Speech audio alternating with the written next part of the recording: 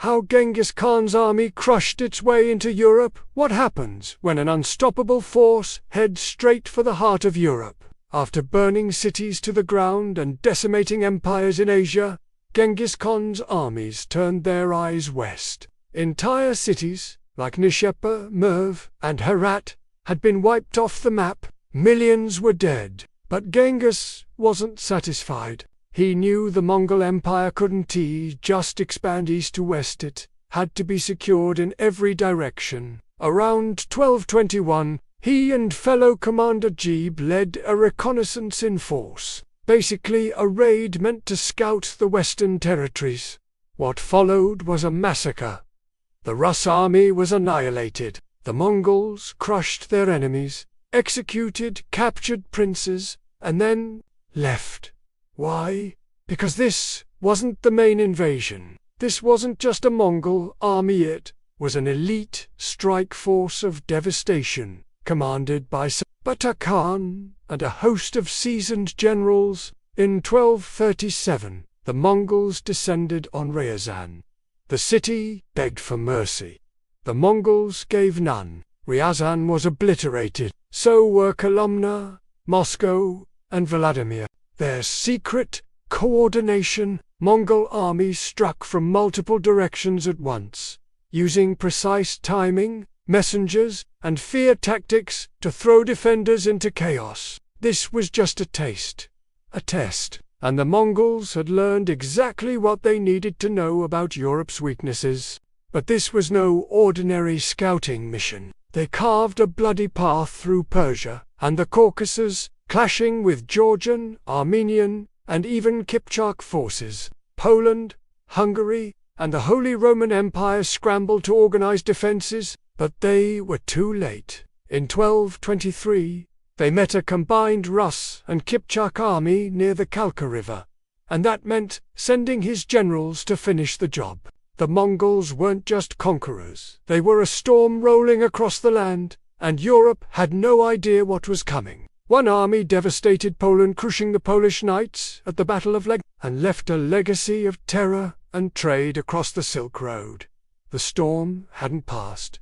It had only shifted direction, so the armies turned back. Europe was saved not by strength, but by circumstance. Another stormed into Hungary, annihilating King Ive's forces at the Battle of Mohi.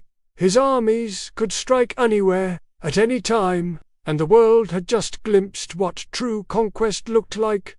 The European armies had never seen anything like this. Their knights were slow and poorly coordinated, compared to the mobile, deadly precision of the Mongols. Some say he fell off his horse. Others claim he was assassinated. The truth remains unclear, but his death didn't slow the Mongol machine. Before he died, Genghis made sure his empire would not fragment. He divided it among his sons, ensuring a unified front under the rule of his third son. By the time Genghis Khan was done with the Khwarezmian Empire, the Islamic world was reeling. While Genghis returned to Mongolia to consolidate his rule and establish law across the vast new empire, he sent one of his most brilliant generals, Subutai, on a campaign that would change world history. Subutai wasn't just a battlefield genius. He was the architect of global conquest. The Mongols pretended to flee. The Rus chased them right into a trap. Just as the world began to fear what the Mongols might do next, Genghis Khan died in 1227 under mysterious circumstances. It was Gedai who would fulfill his father's dream of invading the West. In 1236, Gedai unleashed a full-scale invasion of Europe.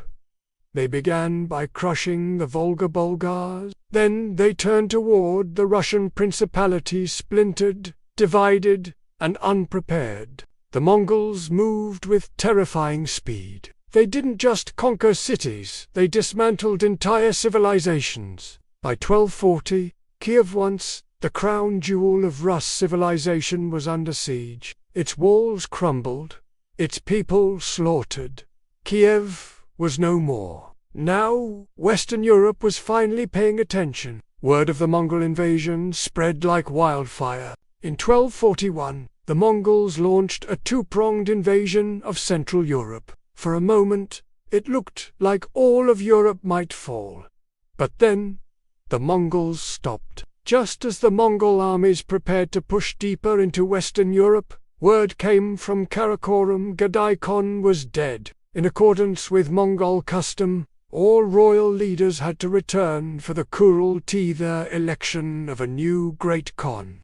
But the message was clear: Genghis Khan's legacy lived on. But this wasn't the end. In the next chapter, we'll explore how the Mongol Empire expanded into the Middle East, fought the Mamluks in Egypt,